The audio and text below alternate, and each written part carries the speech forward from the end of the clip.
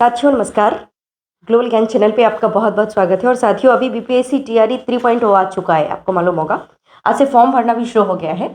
आज है 10 फरवरी और आज से लेकर के 23 फरवरी तक इसका फॉर्म फिल होगा। लेट फाइन देकर के आप 25 तक फॉर्म फिल कर सकते हैं। बात यह है कि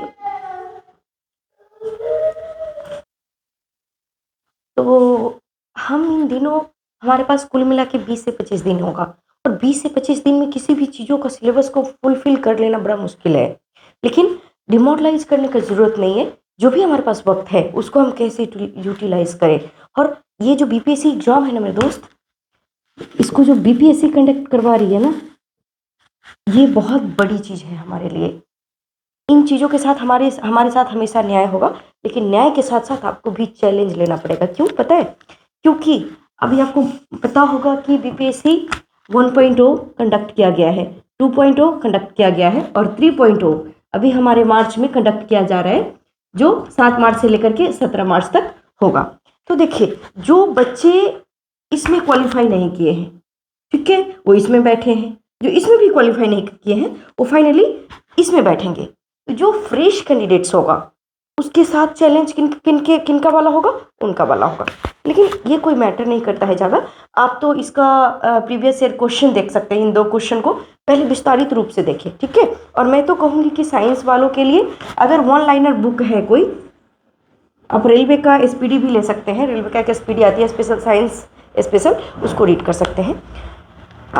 जहाँ तक आपका सिलेबस की बात है, अगर आपका सब्जेक्ट का बात है तो सब्जेक्ट में जैसे कि 80 मार्क्स में आपको मैथ्स एंड साइंस करना होगा, तो वो तो आपको सब्जेक्ट वाला थोड़ा सा देखना है प्रत्येक चैप्टर्स का। प्लस आपका साइंस का भी वन लाइनर से देखना ही है। ये सब मन का भ्रम होता है कि नहीं इसका साइंस कुछ और होगा, हमारा जनरल कंपटीशन का साइंस कुछ और होगा। कुछ नहीं है, साइंस में कुछ नहीं बदलता है। जैसे हिंदी का आपका जो सिलेबस है, कुछ भी पढ़िए, तत्सम तद्भव उपसर्ग कुछ नहीं बदलने वाला है। चाहे वो बिहार दरोगा के लिए पढ़िए या इनके लिए पढ़िए, वो एक ही होता है ग्रामर। ठीक उसी प्रकार साइंस का लिमिटेड होता है, मैथ का लिमिटेड होता है, ठीक है। जहाँ तक कक्षा 1 to 5 की बात है, 1 to 5 वालों का, तो उनका 120 मार्क्स का जीएस ही होगा।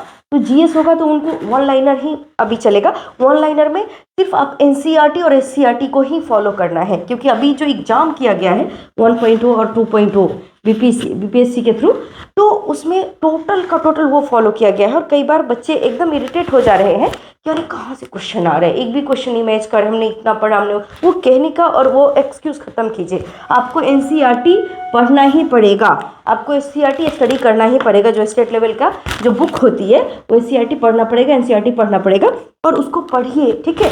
देखिए, कहने से नहीं इतना दिनों में क्या होगा क्या होगा, बुक खरीदिए। और हमारे सब कुछ मेरे हाथों में होता है। अगर हम चाह ले तो जीत है, हम चाह ले तो हार है, सब कुछ आपके हाथों में है। चिंतित होने की आवश्यकता नहीं है। जो भी आपके पास ईश्वर ने वक्त दिया है, पहले तो मैं ये बात कहूंगी कि अगर आप सर्वप्रथम इसका सेट लगाने से पहले क्या करना है हमें, सर्वप्रथम जो बीपीएससी टीआरई 1.0 एंड 2.0 जो हुआ है, स्पेशली अगर आप साइंस वाले हैं तो साइंस का प्रीवियस ईयर क्वेश्चन देख लीजिए, ठीक है। साइंस का प्रीवियस ईयर पूरा का पूरा क्वेश्चन देखना है, ठीक है। अगर आपका कोई आर्ट्स विषय है, जैसे पॉलिटिकल साइंस हो, हिस्ट्री हो, ज्योग्राफी हो, कोई भी हो, तो आप उसका भी PYQ देखिए, प्रीवियस ईयर क्वेश्चन को पहले देख जाइए। पूरा उसको ही बनाना है, आपको कुछ भी एक्स्ट्रा नहीं करना है। क्यों? आपको एक लेवल का अंदाजा हो कि हाँ क्वेश्चन किस तरीके से पूछा जाएगा। कोई बड़ा बदलाव नहीं है, ठीक है। और इसमें जो आपको कहेंगे कि रेलवे की तरह हो या एसएससी सीजीएल की तरह हो, इसमें जो लिमिटेड आपका सिलेबस होगा वहाँ से ही पूछा जाएगा, तो ऐसा कुछ भी नहीं है। ये बीपीएससी है। ये बीपीएससी आपको पता ही होगा, बिहार लोक सेवा आयोग किस तरीके का ही पैटर्न को चेंज किए हुए है।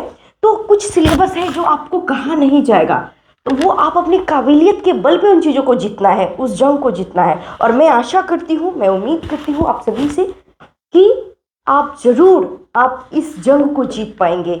ये बहुत बड़ा चांस है आपके जीवन के लिए, ये शिक्षक बनना, आपका सपना साकार हो जाएगा। और आपको पता है, पहले ख्वाब देखिए, अगर शिक्षक बनेंगे तो क्या करेंगे आप? और छोटे-छोटे बच्चे को सींचेंगे, वो एक प्लांट है, आप एक देश का निर्माण करेंगे, एक भारत का निर्माण में एक अहम हिस्सा निभा पाएँगे। जो सपनों को जो चीज़ आपने जब पढ़े थे अपने स्कूल में या कहीं भी समाज में, जो चीज़ कमियाँ हैं, वो आप शिक्षक के माध्यम से बहुत कुछ चेंज कर सकते हैं, अपने सपने को साकार कर सकते हैं। तो इन चीज़ों को संजोइए और ये जब सोचेंगे आप अपने दिमाग में, तो आप इसका जो प्रिपरेशन है ना, इस पर ज़्यादा मेहनत कर पाइएगा। जो भी आपका प्रिपरेशन का लेवल होगा ना, वो आपकी 2 गुनी रफ्तार से बढ़ेगी मेरे दोस्त। तो चिंता नहीं, चिंतन कीजिए, ठीक है? अपने आप को जोड़िए, अपने आप को समझिए, सब कुछ आपके हाथों में है। Thank you very much. Thank you for watching. जय हिंद।